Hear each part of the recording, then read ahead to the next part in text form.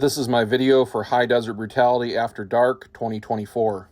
This was an add-on to High Desert Brutality with its own separate scores. Because it doesn't get completely dark until 10:30 at night, in Idaho this time of year we only had 2 stages.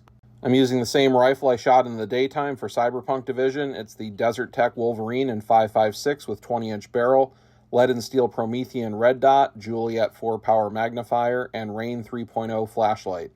The Rain 3.0 produces 1,250 lumens and 100,000 candela.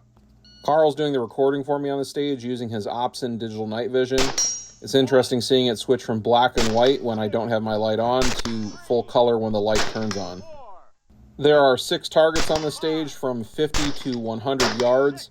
From this first barricade, I have to engage all of them from 3 different positions.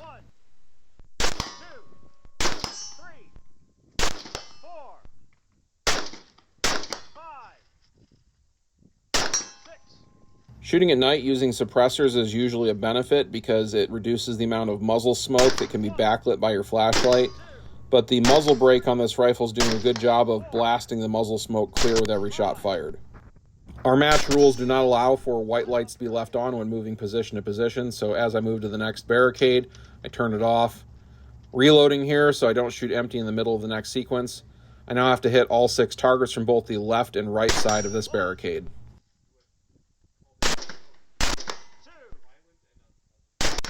Good perspective downrange here that I can easily see targets up to 150 yards away with the Rain 3.0.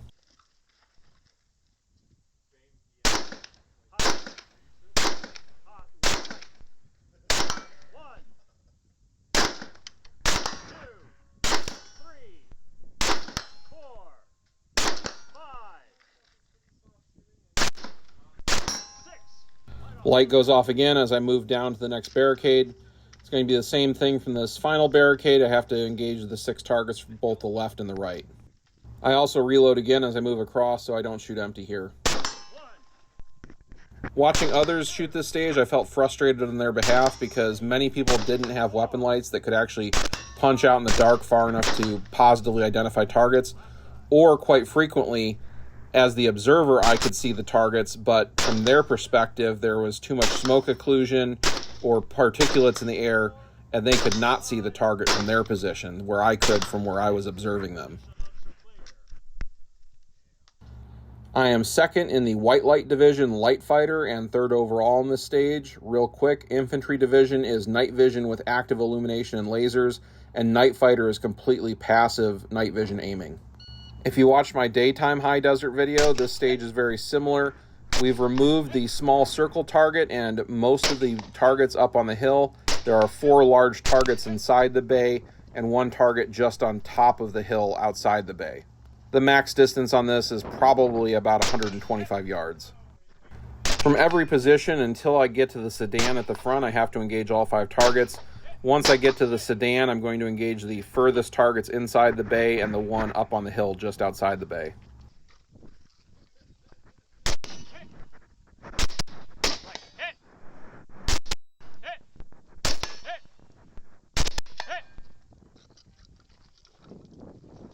Got to move through the van and then shoot the targets again from the other side of the van.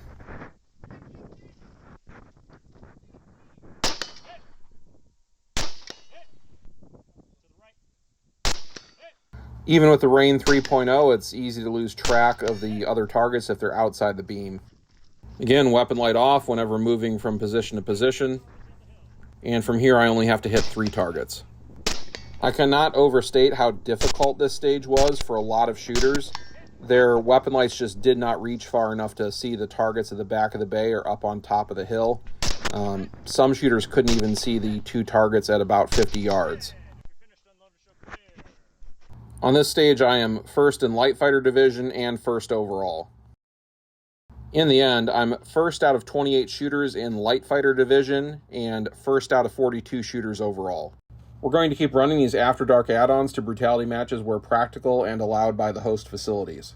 I personally enjoy this limited number of stages format more than shooting an entire match After Dark, and also watching other people do it. I think a couple stages is what most people need to get some learning in and address their equipment and training deficiencies.